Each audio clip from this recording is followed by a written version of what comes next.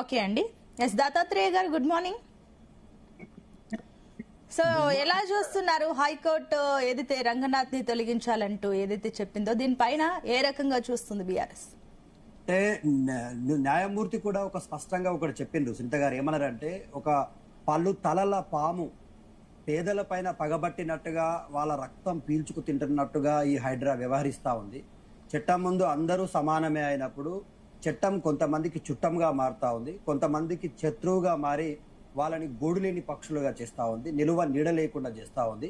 ఒక ఇల్లు అంటే పేదవాడి ఇల్లు అయినా ధనికుడి ఇల్లు అయినా, ఒక కుటుంబం అంటే ఆ కుటుంబంలో మహిళలు ఉంటారు కాబట్టి మహిళలకు జీవించే హక్కు ఉంటుంది, వృద్ధులు ఉంటారు, వికలాంగులు ఉంటారు కాబట్టి వాళ్ళకు జీవించే హక్కు ఉంటుంది, చిన్న పిల్లలు ఉంటారు, ఆడపిల్లలు ఉంటారు, ప్యూబర్టీ దశలో ఉన్నటువంటి ఆడపిల్లలు ఉంటారు.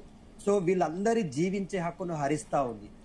పోని హైడ్రా అనేటువంటిది బడాబాబులకేమో కోర్టుకెళ్ళి వాళ్ళు స్టేలు తెచ్చుకునేటువంటి అవకాశం కల్పిస్తా ఉంది. కానీ పేద వర్గాలు కోర్టుకు వెళ్ళడానికి కూడా సమయం లేకుండా అర్ధరాత్రులు వాళ్ళ ఇంటి ముందరికి వెళ్ళి చదువుకునేటువంటి పిల్లలు పుస్తకాలు తీసుకుంటామన్నా కూడా అలో చేయకుండా, పర్మిషన్ ఇవ్వకుండా మొత్తం నేలమట్టం చేస్తే, రాత్రికి రాత్రి ఉంటున్నటువంటి చిన్న పిట్టగూడు నేలమట్టం అయిపోతే వాళ్ళ పరిస్థితి ఏంది?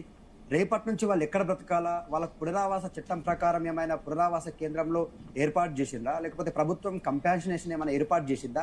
ఇవన్నీ ఏం ఏర్పాటు చేయకుండా, మోరోవర్ కోర్టు ఎందుకు ఇంత సీరియస్ అయిందంటే 63 సార్లు హైడ్రా కమిషనర్ రంగనాథన్ గారికి నోటీసులు ఇచ్చింది. అయ్యా మీరు వచ్చి నా ముందు ప్రత్యక్షంగా వచ్చి నాకు సమాధానం చెప్పాలా, మీరు జవాబు చెప్పాలంటే కోర్టు ఇచ్చినటువంటి ఆదేశాలను కూడా బేఖాతరు చేస్తూ, అంటే కంటెంప్ట్ ఆఫ్ ద కోర్టు కింద ఆయనని వాళ్ళ తొలగించాలనేటువంటి ఆదేశాలు సిఎస్ గారికి ఆదేశించడం జరిగింది. ఎందుకు?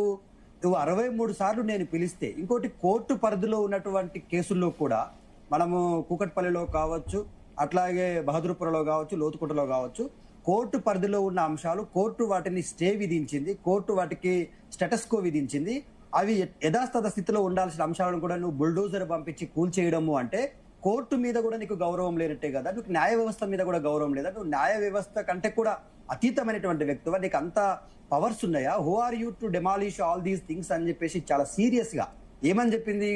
గ్రీక్ మైథాలజీలో ఉన్నటువంటి ఒక 10 తలల పాము పేదల మెడకు చుట్టుకొని వాళ్ళ రక్తం తాగినట్టుగా ఇవాళ హైడ్రా వ్యవహరిస్తా ఉంది.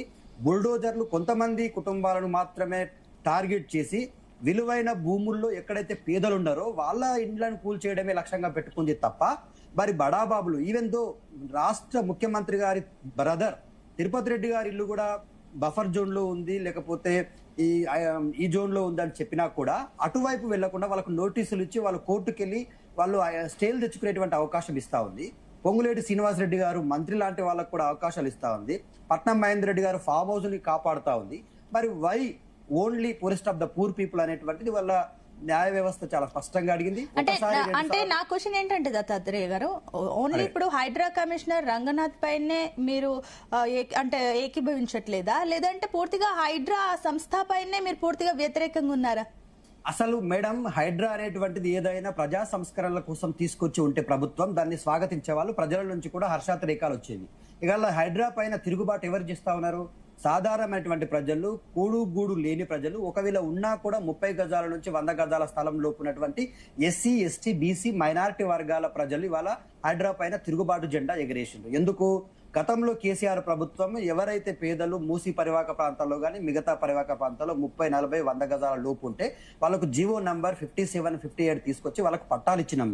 మీరు ఎక్కడ ఉంటున్నారో అక్కడే ఉండండి, హాయిగా మళ్ళీ మీ ఇండ్లు కూల్చేసి మిమ్మల్ని వేరే దగ్గరికి పంపించడం ఇప్పుడు అది జరగని పని, మీరు బ్రతకండి, హ్యాపీగా బ్రతకండి అని చెప్పేసి కేసీఆర్ ప్రభుత్వం వాళ్ళకు పట్టాలు ఇచ్చి వాళ్ళని ఇంటి యజమానులను చేసింది.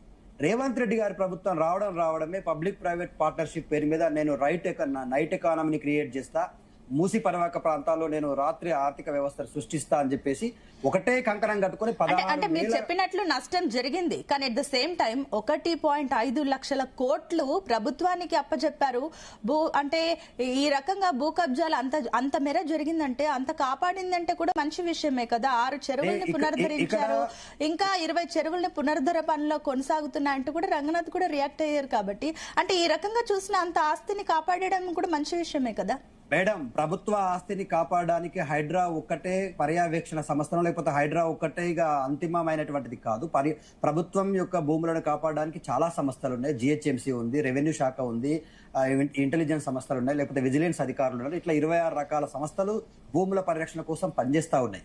అయితే ప్రభుత్వం ఎందుకు ఇది తీసుకొచ్చింది అనే దాని మీద మనం ఆలోచించాల్సిన అవసరం ఉంది. ముఖ్యమంత్రి స్వయంగా చెప్పిండు కదా, హైడ్రా అనేటువంటిది హిట్లర్ గారి మానస పుత్రిక. హైడ్రా వల్ల నేను ఇరాన్, ఇరాక్ లో ఎట్లాగైతే కూలిపోయినటువంటి బిల్డింగ్ల దిబ్బలు కనిపిస్తా ఉన్నాయి, హైదరాబాద్ పరిస్థితి కూడా అదే అయింది కదా.